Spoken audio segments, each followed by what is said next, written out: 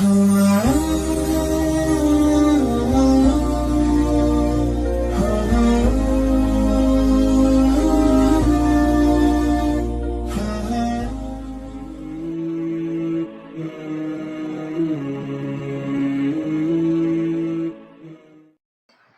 আলাইকুম রহমতুল্লাহ। প্রিয় দর্শক শ্রোতা, আমরা আবার চলে আসলাম আরবি ভাষা নিয়ে। আল লগাতুল আরাবিয়া, হাইয়া ইলাল লগাতুল আরাবিয়া। আসুন সবাই আরবি ভাষার দিকে। আরবি ভাষা আমাদের জীবনের অনুষঙ্গ, আমাদের জীবনের সাথে ওতপ্রোতভাবে জড়িত। আমরা প্রতিনিয়ত 5 ওয়াক্ত সালাত আদায় করি। এই সালাত আদায়ের মধ্যে আমরা যা পড়ি সবগুলো আরবিতেই বলি। সুতরাং এগুলো আমাদের অত্যন্ত শুদ্ধ হওয়া দরকার এবং এগুলোর অর্থ বোঝা দরকার। কারণ 1 নম্বর হলো, এটা যদি শুদ্ধ না হয় তাহলে আমাদের এই যে নামাজ আদায় করি, সালাত আদায় করি, সে সালাত বাতিল হয়ে যায়। আমাদের চেষ্টা, আমাদের পরিশ্রম, আমাদের সময় ব্যয় সবগুলোই আমাদের বৃথা, পণ্ডশ্রম। সেজন্য এখানে শুদ্ধ হতেই হবে। নামাজ ভঙ্গ হওয়ার, সালাত ভঙ্গ হওয়ার 1 নম্বর কারণ হলো অশুদ্ধ তেলাওয়াত। আর যদি আমরা অর্থ না বুঝি, তর্জমা না বুঝি, তাহলে এটা আমাদের মন ও মগজের সাথে মিলে না, তখন এটার সাথে আন্তরিকতা সৃষ্টি হয় না। সেজন্য আমাদেরকে আরবি ভাষা শিখতেই হবে। আমাদের চেষ্টা করতে হবে যাতে আমরা পরিপূর্ণভাবে, অর্থবোধকভাবে আরবি ভাষা শিখতে পারি। তো আমরা আরবি অক্ষরগুলো উচ্চারণ শিখেছিলাম এবং কতগুলো শব্দ সম্পর্কে আমরা বলছিলাম। আর আপনাদেরকে বলছিলাম আপনারা একটি ওয়ার্ড বুক সংগ্রহ করে তার থেকে শব্দের গুদাম তৈরি করেন। আপনার মাথার মধ্যে, আপনার পেটের মধ্যে যদি আরবি শব্দ থাকে, তখন আপনি শুনলে সে আরবি ব্যবহারটা কেমন হবে সেটা অনায়াসে রপ্ত করতে পারবেন। আর যদি শব্দের গুদাম না থাকে, অনেকগুলো সূত্র শিখে এই সূত্রগুলো শেষে আপনার জন্য শত্রুতে পরিণত হবে। সেটা না করে আমরা কতগুলো শব্দ শিখি। আসুন আমরা কতগুলো গদবাদা শব্দ, সকবাদা কতগুলো শব্দ শিখি। আমার এখানে বোর্ডের দিকে লক্ষ্য করবেন, এখানে 14টি শব্দ দেওয়া আছে। এই 14টি শব্দকে আরবি ভাষায় বলা হয় দমির। আরবি ভাষায় বলা হয় দমির, মারফু মুনফাসিল। দমির বাংলা অর্থ হলো সর্বনাম। এই সর্বনাম এগুলো যদি আপনি শিখতে পারেন অর্থ সহ, তাহলে এর দ্বারা অনেকগুলো বাক্য বলতে পারবেন। যেমন আমরা লক্ষ্য করছি এখানে যে সর্বনামগুলো হয়েছে সেগুলো হলো দমির, মারফু মুনফাসিল, সর্বনাম। সেগুলো উচ্চারণে গদবাদা উচ্চারণ, আপনি কয়েকবার চেষ্টা করলেই পারবেন। হুয়া, হুমা, হুম, হিয়া, হুমা, হুন্না, আংতা, আংতুমা, আংতুম, আংতে, আংতুমা, আংতুন্না, আনা, নাহনু।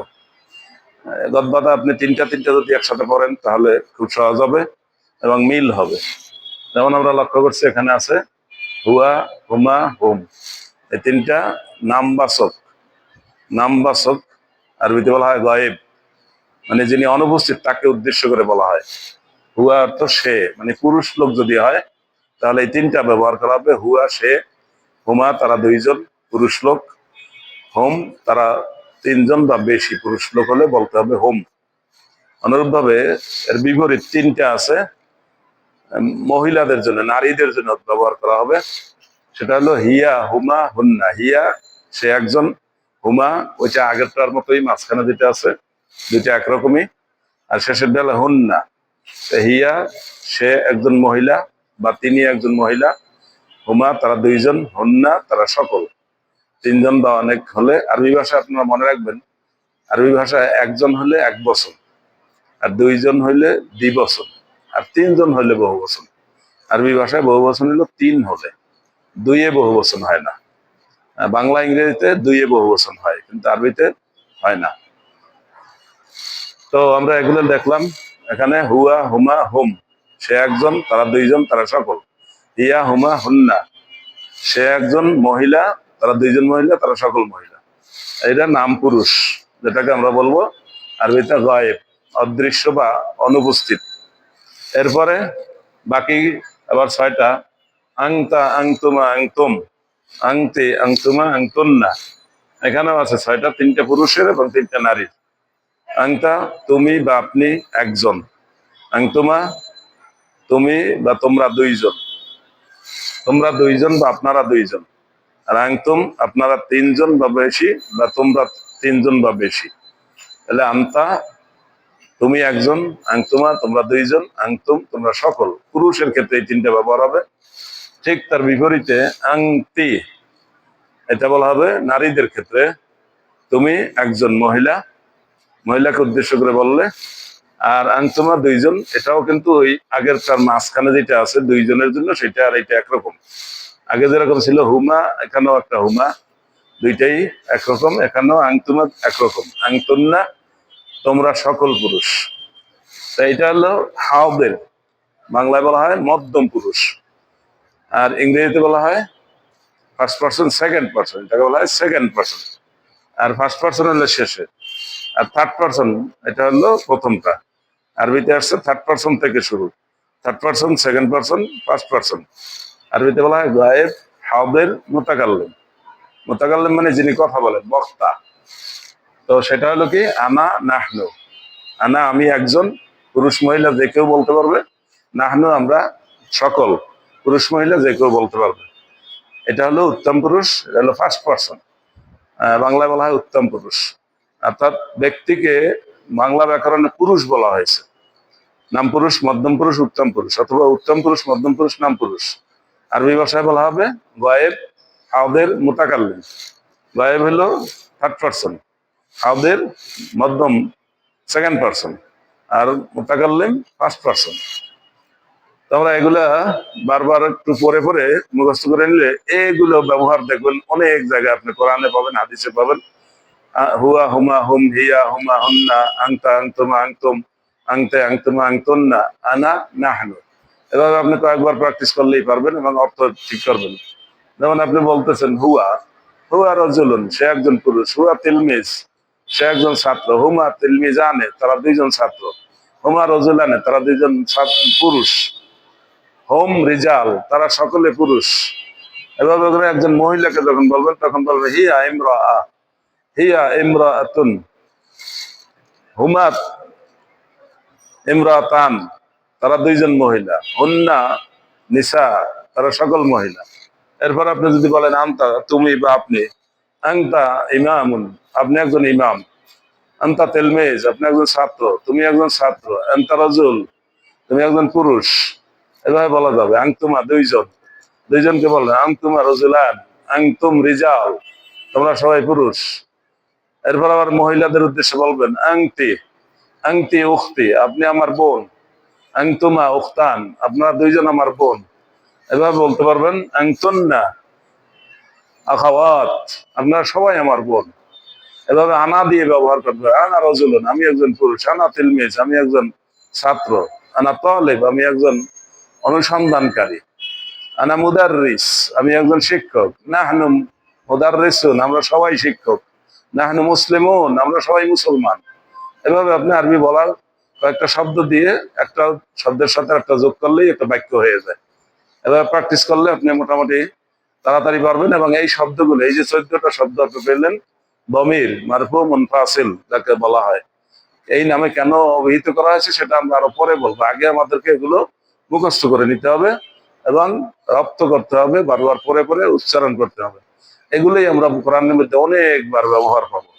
আপনি যেখানেই যাবেন সেখানেই দেখবেন এইগুলো হচ্ছে ব্যবহার আছে। কোরআন এবং হাদিসে বহুল ব্যবহৃত শব্দের মধ্যে এগুলো অন্যতম। অতএব এগুলোকে আপনি মুখস্থ করে নেন, বারবার একটু চেষ্টা করেন এবং আপনি মিলিয়ে দেখেন। কোরআনের মধ্যে অনেক জায়গায় আছে ওয়ালা আনা আবিদুম মা আবাদতুম, এই যেখানে আছে আনা। আবার আনতুম, ওয়ালা আনতুম, আনতা আনতুম আনতুম, ওয়ালা আনতুম আবিদুনা মা আ'বুদ, লাকুম দীনুকুম ওয়ালিয়া দীন। সূরা কাফিরের মধ্যে এই শব্দগুলো কয়েকবারই ব্যবহার হয়েছে। এভাবে কোরআনের বিভিন্ন জায়গায় বারবার আসবে। তা আপনি একবার যদি মুখস্থ করে নেন, বারবার আপনি ওইখান থেকে অর্থটাও পারবেন, আপনার মনের সাথে মগজের সাথে কোরআনের অর্থটা মিলে যাবে এবং আন্তরিকতা সৃষ্টি হবে ইনশাআল্লাহ। আমরা আবার চলে আসলাম আল-লগাতুল আরাবিয়া, আরবি ভাষা নিয়ে। হাইয়া ইলাল লগাতুল আরাবিয়া, আসুন আরবি ভাষার দিকে। আরবি ভাষা শিখি, জীবনকে করি ইমানদার হিসাবে। আরবি ভাষার সাথে আমাদের সম্পর্ক রয়েছে। মনে প্রাণে সেটাকে গ্রহণ করলে এবং শেখার মন মানসিকতা নিয়ে আমরা এই ভিডিওগুলো দেখলে আমরা আরবি ভাষা অনায়াসে শিখতে পারবো। ইতিমধ্যে আমরা দমির সর্বনাম সম্পর্কে বলছিলাম, এবার আসছি আল আসমাউল ইশারা, ইশারা করার জন্য। আমরা অনেক সময় মনে করি ইংরেজি ভাষা আন্তর্জাতিক ভাষা, কিন্তু আপনি যখন দেখবেন আপনিও ইংরেজি জানেন না, যার সাথে কথা বলেন সেও ইংরেজি জানে না, তাহলে তখন আপনি কিভাবে কথা বলেন? তখন কিন্তু ইশারাই আন্তর্জাতিক ভাষা। এই ইশারা আন্তর্জাতিক ভাষা হোক না হোক, কিন্তু ইশারা করার জন্য আরবিতে কতগুলো শব্দ সকবাদা গদবাদা আছে, যেগুলো আপনি এখন বোর্ডে দেখবেন। সেই শব্দগুলো যদি আমরা শিখে নেই, তাহলে এই শব্দগুলো কোরআন মাজিদে আমরা প্রায় পাবো। সেখানে আমরা কিন্তু এই শব্দগুলো সম্পর্কে খুব ভালো করে জানতে পারবো, দেখতে পারবো এবং মনে প্রাণে বুঝতে পারবো যে আসলে এখানে কি বলা হয়েছে। আমরা লক্ষ্য করি আল আসমাউল ইশারা, ইঙ্গিতবাচক শব্দ। তো এখানে আছে, এদিক থেকে দেখেন যে রয়েছে কি হাজা, হাজানে, হাজাইনে, হাউলাই। এরপর রয়েছে হাজিহি, হাতানে, হাতাইনে, হাউলাই। এরপর জাকা, জালিকা, জানেকা, জাইনেকা, উলাইকা। তিলকা, তানেকা, তাইনেকা, উলাইকা। এই যে শব্দগুলো আমরা লক্ষ্য করলাম। এখন আমরা একটু সকবাদা মুখস্থ করলেই পারবো। হাজা, এই একটি পুরুষবাচক কোন শব্দ, আরবি ভাষায় যে শব্দের সাথে কোনো শেষে গোল তা অথবা লম্বা তা ব্যবহৃত হয়নি, এমন শব্দের শেষে, এমন শব্দগুলো এইগুলোর সাথে ব্যবহার করা হবে। অর্থাৎ পুরুষবাচক শব্দ, যে শব্দের শেষে গোল তা লম্বা তা নাই, সেগুলোর সাথে ব্যবহার করা হবে হাজা, এই একটি। যেমন আমরা বলবো হাজা কলম, এই একটি কলম। আবার দুইটি কলম যখন হবে তখন বলবো হাদান এ কলামান, এই দুইটি কলম। আর অনেক কলম হলে বলবো হাউলে আকলাম। এইভাবে করে আমাদেরকে কলম শব্দ যেহেতু মুজাক্কার, তখন আমাদের এই শব্দগুলো ব্যবহার করতে হবে। হাদা, এই একটি কলম, হাদানে, হাদাইনে, এই দুইটি কলম, হাউলায়, এই সকল কলম। এভাবে করে যখন আবার আমরা মুয়ান্নাস, আরবি ভাষায় স্ত্রীবাচক শব্দ, নারীবাচক শব্দকে বলা হয় মুয়ান্নাস, আর পুরুষবাচক শব্দকে বলা হয় মুযাক্কার। মুযাক্কার পুরুষবাচক, মুয়ান্নাস স্ত্রীবাচক। তো যদি আমরা মুয়ান্নাস শব্দ বলি, অর্থাৎ আগেই বলছি যে শব্দের শেষে গোল তা অথবা লম্বা তা থাকে, গোল তা, তা মারবুতা, আরবিতে বলা হয় তা মারবুতা, গোল তা অথবা লম্বা তা থাকে, সেগুলা মুয়ান্নাস বা স্ত্রীবাচক শব্দ হবে। সেইগুলোর ক্ষেত্রে আবার ওই একই অর্থে এটা ব্যবহার করা হবে, বলা হবে হাদা, হাজিহি, হাতানে, হাতাইনে, হাউলাই। হাজিহি মানে এই একটি। যখন আমি মুয়ান্নাস শব্দ বলবো, যেমন আমার হাতে আছে একটি ডাস্টার, এটাকে আরবিতে বলা হয় মেস্তরা, মেমসাহা, এটাকে বলা হয় আরবিতে মেমসাহাতুন। এটা শেষে আপনি লক্ষ্য করেন এটা গোলতা আছে। অথবা আমরা যেখানে লিখেছি এটা বলা হয় সাব্বুরা, ধন মানে সাব্বুরাতুন, এটা শেষে তা আছে, তাহলে এইটা ব্যবহার করা হবে হাদি সাব্বুরা, এই একটি বোর্ড, হাতানে সাব্বুরাতান, এই দুইটি বোর্ড, হাউলা, হাতানে, হাতাইনে, এটাও ব্যবহার করা হবে দুইয়ের ক্ষেত্রে, হাউলায়, এটা ব্যবহার করা বেশি হলে। তো এগুলো হলো কাছের, এই যে দুই লাইন মুযাক্কার মুয়ান্নাস, এগুলো কাছের শব্দ, কাছের জিনিস বোঝানোর জন্য, কাছের বস্তু বোঝানোর জন্য তখন এগুলো ব্যবহার করা হবে।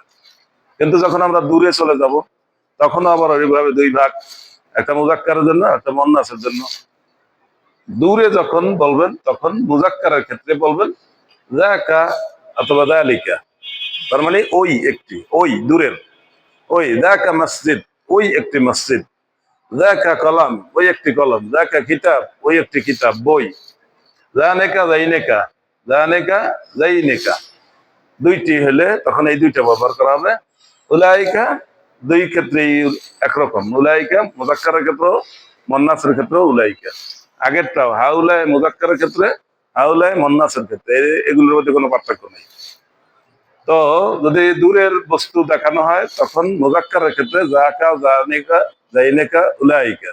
আর যদি সেই বস্তুগুলো মুয়ান্নাস হয়ে থাকে, স্ত্রীবাচক হয়ে থাকে, তখন বলতে হবে তিলকা, তিলকা, তিলকাল জান্নাত, কোরআন মাজিদে আছে। তানেকা, দুইটা যদি হয় তখন মুয়ান্নাস দুইটা ব্যবহার করা হবে, তানেকা অথবা তাইনেকা। আর বেশি হলে বলা হবে উলাইকা। যেমন আমরা কোরআন মাজিদে উলাইকা শব্দটা অনেকবার পেয়ে থাকি। উলাইকা হুমুল মুফলিহুন, উলাইকা আসহাবুল জান্নাহ। হ্যাঁ, তারা সফল, তারা জান্নাতের অধিবাসী। উলাইকা আসহাবুন নার, ওরা আগুনের অধিবাসী, অগ্নির অধিবাসী, দোজখের অধিবাসী। এই শব্দগুলো কিন্তু আমরা কোরআন মাজিদে ঘুরে ফিরেই ব্যবহার পাবো। এখানে যে কটা শব্দগুলো কোরআন মাজিদে বারবার ব্যবহার আছে, প্রতি পৃষ্ঠায় আপনি শব্দগুলো ব্যবহার পাবেন। সুতরাং শব্দগুলো যদি আপনি পরে একবার রপ্ত করে নেন, অর্থটা বুঝে নেন, হাদা একটি, হাদানে হাদাইন এই দুইটি, হাউলা এই সকল। আবার মন্নাস স্ত্রীবাচক শব্দ যখন বলবেন, তখন বলবেন হাজিহি এই একটি, হাতানে হাতাইন এই দুইটি, হাউলা এই সকল। আবার যদি দূরের শব্দ বলেন, এতক্ষণ যেগুলো হলো সেগুলো কাছের, করিব, আরবিতে বলা হয় করিব। আর দূরের এগুলোকে বলা হয় বাঈদ, দূরবর্তী, করিব। তো দূরের যদি বলেন বাঈদ, তখন বলবেন জাকা, জানেকা, জাইনেকা, এগুলো উলাইকা। হ্যাঁ, একটা, দুইটা এবং বহু। আবার যদি মুয়ান্নাস শব্দ বলেন, স্ত্রীবাচক শব্দ বলেন, তখন আপনি বলবেন তিলকা, তানেকা, তাইনেকা, উলাইকা। তিলকা ওই একটি, তানেকা, তাইনেকা ওই দুইটি, উলাইকা ওই সকল। আমরা উলাইকা হুমুল মুফলিহুন কোরআন মাজিদের শুরুর দিকেই আমরা পাই, উলাইকা হুমুল মুফলিহুন, তারা সকলেই সফল। এভাবে করে কোরআনের শুরুতেই পাবেন আলিফ লাম মিম, যালিকাল কিতাবু লা রাইবা ফিহি, যালিকাল কিতাব, এই যে যালিকা, যাকা, যালিকা, যাকা, যালিকা, যালিকা, যালিকাল কিতাব লা রাইবা ফিহি, এটা ওই কিতাব যাতে কোনো সন্দেহ নেই। এভাবে করে হাদিহি নাকাতুল্লাহ, কোরআন মাজিদে আসছে হাদিহি নাকাতুল্লাহ, এটা আল্লাহর উট। সালেহ আলাইহিস সালামের জন্য একটি উট আসছিল, সেখানে বলা হয়েছিল। এভাবে এই শব্দগুলো ইশারা বাচক। আর ইশারা তো আমরা বাংলা ব্যবহার করি, অথচ ইশারা শব্দটা আরবি। আল আসমাউল ইশারা, ইশারা বাচক, ইঙ্গিত বাচক শব্দ। এই শব্দগুলো আপনি যদি রপ্ত করে নেন, আমাদের ভিডিওটা বারবার ঘুরিয়ে ঘুরিয়ে শোনেন, শুনতে শুনতে আপনি বলতে থাকেন, তাহলে আপনি কোরআনের অনেকগুলো শব্দ বুঝতে পারবেন, অনেকগুলো শব্দ বুঝতে পারবেন। হাদা এই একটি, হাদানে হাদাইন এই দুইটি মুযাক্কারের ক্ষেত্রে, পুরুষবাচক শব্দের ক্ষেত্রে ব্যবহার করবেন হাউলা এই সকল। আদিহি কাছের স্ত্রীবাচক শব্দ বলবেন, যেগুলোর শেষে গোলতা অথবা লম্বাতা থাকবে, যেই শব্দগুলোর সাথে আরবিতে, সেগুলো মুয়ান্নাস, এবং সেই ক্ষেত্রে এইটা ব্যবহার করা হবে কাছের, হাদিহি, হাতানে হাতাইনে, হাউলায়। আর দূরে হলে যা কাজালিকা, জানে কাজাইনেকা, উলাইকা। আর মুয়ান্নাস হলে তিলকা, তানেকা, তাইনেকা, উলাইকা। তিলকাল জান্নাতুল্লাতী উরিসতুম, ওই জান্নাত যেটার তোমরা ওয়ারিশ হবে। তো এভাবে করে কোরআন মাজিদে আপনি হাদিস শরীফের মধ্যে, কোরআন মাজিদের মধ্যে অনেকবার এই শব্দগুলো ব্যবহার পাবেন। সেই শব্দগুলো ব্যবহার যদি আপনি মনে প্রাণে বুঝতে চান এবং শুদ্ধ উচ্চারণ করতে চান, তাহলে আপনাকে অর্থ বুঝেই তেলাওয়াত করতে হবে, অর্থ বুঝেই পড়তে হবে। আর যখন আপনি অর্থ বুঝতে পারবেন, তখন আপনাকে কোরআন মাজিদ পড়তে মনে চাইবে, মনে প্রাণে আপনি বারবার বুঝতে চেষ্টা করবেন যে আল্লাহ কি বলেছেন, এবং এই শব্দটার ব্যবহার কেন করছেন, অন্যটার ব্যবহার কেন করেন নাই। এই শব্দ চয়নের ক্ষেত্রে আল্লাহর চাইতে ভালো কে আছে? আমান আহসানু, আমান আসদাকু মিনাল্লাহি কিলা, আল্লাহর চাইতে সুন্দর কথা, আল্লাহর চাইতে সত্য কথা, সঠিক কথা কে বলতে পারে? আর আরবি ভাষা, আল্লাহ তাআলা কোরআন মাজিদ নাজিল করেছেন শেষ নবী মুহাম্মদুর রাসূলুল্লাহ সাল্লাল্লাহু আলাইহি ওয়াসাল্লামের উপরে যে কোরআন নাজিল হয়েছে, যিনি শুদ্ধ আরবি ভাষা বলতেন, মক্কা নগরী উম্মুল কুরায় জন্মগ্রহণ করেছেন। সেই শুদ্ধ আরবি এখনো কোরআনের ভাষা আরবের লোকেরা যখন শোনে, আমাদের কাছে শোনে, তখন তারা খুশি হয়, হাসে এবং বলে, হ্যাঁ, ইয়াতাকাল্লামু বিলুগাতিল কোরআন, লিসানিল কোরআন, তারা কোরআনের ভাষায় কথা বলে। আমরা কোরআনের ভাষায় কথা শিখি, তাহলে আমাদের কথাটা সুন্দর হবে এবং অন্তরের সাথে আমাদের মিলে যাবে। আমরা যখন বলবো আল্লাহু আকবার, তখন এটা আমরা বুঝতে পারবো যে আমি কি বলেছি। আমরা যখন বলবো সামি আল্লাহু লিমান হামিদা, রব্বানা ওয়ালাকাল হামদ, হামদান কাসীরান তাইয়িবান মুবারাকান ফীহ, এভাবে যে শব্দগুলো আমরা বলবো, সবগুলো আমরা বুঝতে পারবো। আবার যখন বলবো সুবহানা রাব্বিয়াল আ'লা, এভাবে বিভিন্ন জায়গা থেকে তেলাওয়াত করবো। কোরআনের তেলাওয়াত, সূরা ফাতিহা তেলাওয়াত, অন্য সূরা তেলাওয়াত, তাশাহুদ, দরুদ শরীফ, দোয়া মাথুরা, যা কিছুই আমরা নামাজের মধ্যে পড়ি, অন্যান্য দোয়া, দোয়ায় কুনুত, কুনুতে নাজেলা, যা কিছুই করবো আমরা, সবগুলোই কিন্তু আরবিতে, এবং সবগুলোর মধ্যে এই শব্দগুলোর অনেক ব্যবহার পাবেন। সুতরাং শব্দগুলো আমাদের শিখে নিতে হবে। শব্দগুলোর নাম হলো আল আসমাউল ইশারা, ইঙ্গিত বাচক শব্দ। কাছের বোঝানোর জন্য দুইটা ধারা, একটা মুজাক্কার, একটা মুয়ান্নাস, একটা পুরুষবাচক, একটা স্ত্রীবাচক। আর দূরের সেখানেও আছে দুই ধরনের, একটা পুরুষ বাচক একটা স্ত্রী বাচক। আর প্রত্যেকটার কিন্তু তিনটা স্তর রয়েছে, 1, 2, 3। এক বচন, দ্বিবচন, বহু বচন। আগেই বলছি আরবি ভাষায় বচন কিন্তু 3 প্রকার, এক বচন, দ্বিবচন, বহু বচন। আর বাংলা ইংরেজিতে বচন 2 প্রকার, এক বচন, বহু বচন। তো এগুলো আমাদেরকে মনে রাখতে হবে। ওয়াহেদ, তাসনিয়া, জামা। আরবিতে বলা হয় ওয়াহেদ, তাসনিয়া, জামা। ওয়াহেদ এক বচন, তাসনিয়া দ্বিবচন, আর জামা বহু বচন। আল্লাহ আমাদেরকে বুঝার তৌফিক দান করুন। আমরা সবাই প্র্যাকটিস করি, অন্যদেরকে উৎসাহিত করি আমাদের এই ভিডিওতে অংশগ্রহণ করার জন্য। আরবি ভাষা আমাদের জন্য সহজ হয়ে যাবে ইনশাআল্লাহ। রহমতুল্লাহ। চলে আসলাম আবার আরবি ভাষা নিয়ে, লগাতুল আরাবিয়া। হাইয়া ইলাল লগাতুল আরাবিয়া। আরবি ভাষার দিকে চলে আসুন। আরবি আমাদের জীবনের সাথে জড়িত, আরবি আমাদের রক্ত মাংসের সাথে জড়িত, আরবি আমাদের ইমানের সাথে জড়িত। অতএব আমাদেরকে আরবি শিখতেই হবে, জানতেই হবে, বুঝতেই হবে। এবং এটা আমাদের স্বার্থের সাথেও জড়িত। আমাদের দেশের লক্ষ লক্ষ মানুষ আরব দেশে থাকে জীবন জীবিকা নির্বাহের জন্য, তারা সেখানে রয়েছে। তারা যদি ভালো আরবি বলতে পারে, তারা যদি ভালো আরবি বুঝতে পারে, লিখতে পারে, তাহলে তারা সেখানে অনেক ভালো অবস্থানে থাকতে পারে, টাকা পয়সা কামাইয়ের দিক থেকে এবং নিজের মান মর্যাদা রক্ষার দিক থেকে। আর যদি ঠিক এটা না পারে, তাহলে অনেক নিচেই থাকতে হয়। যেটা থাকতে হয় সেটা আর আমি বলবো না। তো আসুন আমরা আরবি শিখি। এবার আমরা নিয়ে আসছি আরবি ভাষায় কতগুলো শব্দ রয়েছে যেগুলোকে বলা হয় ক্রিয়া। এই ক্রিয়ার মধ্যে 3টা ক্যাটাগরি রয়েছে, তার মধ্যে তৃতীয় ক্যাটাগরিটা হলো এইটা, আল আফআলুন নাকিসা, অসমাপিকা ক্রিয়া। এই ক্রিয়াগুলো দিয়ে একটা শব্দের সাথে যোগ করলে এটা বাক্য হয় না, এজন্য এটার নাম হলো অসমাপিকা ক্রিয়া, আল আফআলুন নাকিসা। আল আফআলুন নাকিসা অর্থ অসমাপিকা ক্রিয়া। কেন? যে আপনি এই প্রত্যেকটা শব্দ দিয়ে আর একটা শব্দ দিলে বাক্য হবে না। বরং আমরা এগুলো অনেক ব্যবহার জানি, কোরআন মাজিদে অনেক ব্যবহার রয়েছে। তখন আপনি দেখবেন যেমন কানা বাক্যের মধ্যে আছে কোরআন মাজিদে, কান আল্লাহু আলিমান হাকিমান, এভাবে উচ্চারণ করা হয়, কান আল্লাহু আলিমান হাকিমা। তাই কানা শব্দের পরে একটা শব্দ অবশ্যই থাকে, কিন্তু একটা থাকলেই বাক্য হয় না। যেমন আমরা বলবো কানা জাইদুন, জায়েদ ছিল, কি ছিল এটা বোঝা গেল না। কানা জাইদুন ফাকিরান, বলতে হবে জায়েদ দরিদ্র ছিল, সারা জাইদুন গানিয়ান, জায়েদ ধনী হয়ে গেছে। তো এইভাবে শব্দটা ব্যবহার শিখতে হবে। আর আমরা জায়েদ শব্দটা বললাম এই জন্য যে জায়েদ এমন একটা নাম, যে নামটা কোরআন মাজিদে আল্লাহ ব্যবহার করেছেন সূরা আহজাবের 37 নম্বর আয়াতে, এবং উদ্দেশ্য করা হয়েছে রাসূলুল্লাহ সাল্লাল্লাহু আলাইহি সাল্লামের ঘরে পালিত যায়েদ ইবনে হারেসা রাদিয়াল্লাহু তাআলা আনহুকে। তিনি একজন দাস ছিলেন, তাকে আল্লাহ তাআলা সম্মানিত করেছেন তার নামটা কোরআন মাজিদে উল্লেখ করে, তার একটি ঘটনাকে কেন্দ্র করে।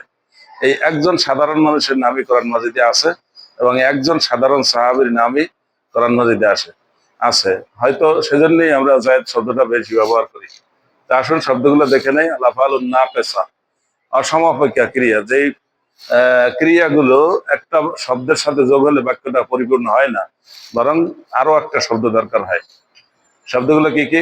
কানা অর্থ ছিল, সরা অর্থ হলো, আসবাহা সকালে যদি কোনো কিছু ঘটে তখন বলা হয় আসবাহা, আমসা সন্ধ্যায় যদি কোনো কিছু ঘটে তখন বলা হয় আমসা, আদহা দুপুরে যদি কোনো কিছু ঘটে তখন বলা হয় আদহা। দেখেন, লক্ষ্য করেন আরবি ভাষায় প্রত্যেকটা সময়ের জন্য এক একটা শব্দ আলাদা করে রাখা হয়েছে। অর্থাৎ আরবি শব্দের ভান্ডার অনেক বড়, অনেক বিশাল। জল্লা দিনে যদি কোনো কিছু ঘটে তাকে বলা হবে জল্লা। যেমন কোরআন মাজিদে আছে জল্লা ওয়াজহুহু মুসওয়াদ্দান, তার চেহারাটা কালো হয়ে যায়।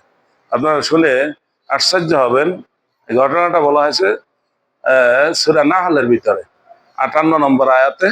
বলা হয়েছে যে আরব দেশে এমন একটা রেওয়াজ ছিল, এখন আমাদের দেশেও সেটা উন্নত মানের রেওয়াজ হয়েছে, যে একটা মেয়ে সন্তান হলে লোকেরা অখুশি হতো। সেই প্রসঙ্গে বলা হয়েছে জাল্লা ওয়াজহুহু মুসওয়াদ্দান, তার চেহারাটা কালো হয়ে যেত লজ্জায়। এখনো আমাদের অনেকেই এরকম মনে করেন।